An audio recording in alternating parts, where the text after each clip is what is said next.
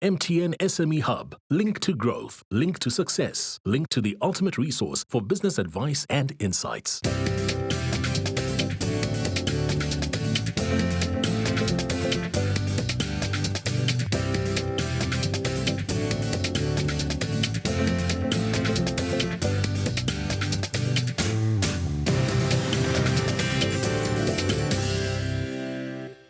Welcome to the Big Small Business Show, the show for all our wonderful entrepreneurs out there. And I have just to say that I just love being on the show, not because I get to share my experience with you, but also to learn from some incredibly inspirational entrepreneurs. And one of those entrepreneurs is in studio with us today.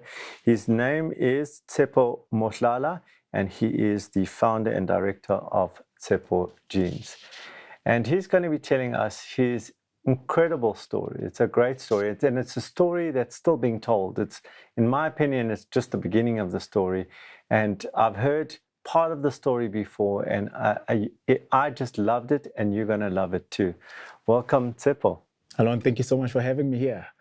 Right, so Tshepo Jeans, but it didn't start off like that. Just first of all, where are you now? What does Tshepo Jeans do?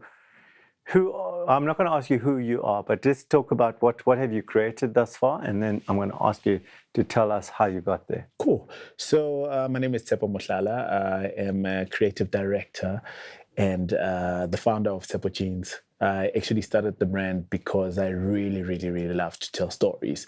So where we currently are, we created a brand which is it's three-pronged. You know, we've got three pillars in our business, which is your bespoke. So you walk into our studios or any of our stores and you meet with our designers and we create a pair of jeans with you. The second pillar of our business is ready to wear. So we have readily available products, including your t-shirts, caps, jeans, chinos, you name it, and a wide range of accessories. And then our third layer, which is corporate. So we work a lot with different corporates in South Africa who kind of share the same values as we do. And also we try to tell their stories internally. And we've found a lot of success using storytelling as a medium to excite people within different companies, and as a result, they'll get a pair of jeans or whether it's a t-shirt from Tshepo Jeans. Okay, so talking about telling their story, let's hear your story. Where did it all start? Well, I mean, like my story is it's quite loaded with a whole lot of moments, yes. You know.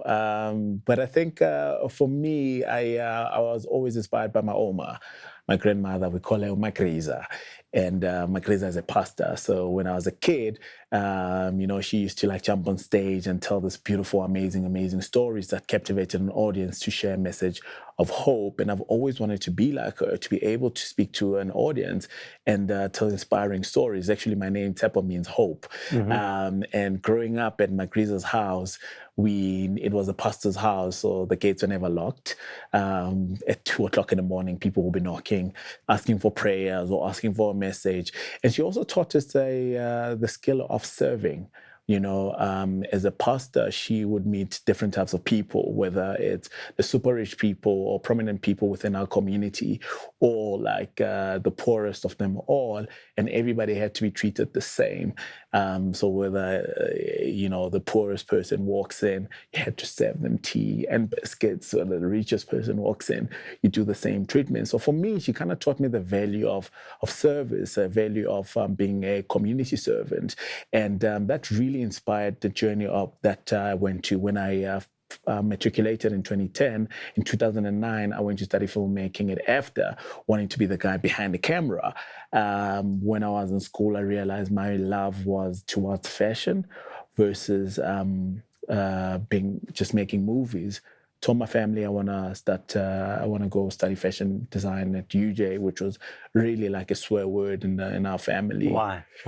It's a swear word because, like, you know, growing up in the township, being a fashion designer wasn't so glamorous as it is today. You wouldn't really find people who've built a business that is sustainable or a business that has employed many people, also taking yourself out of the township. I think all of us, what our family wanted us to do was to create or go to school, get a career that's going to take you out so you can fend for yourself out there for the future. And I think that's why it was some kind of a swear word. And when you look at fashion designers, you look at the guy at the back room with a sewing machine and has never built anything that really is substantial. They never leave home.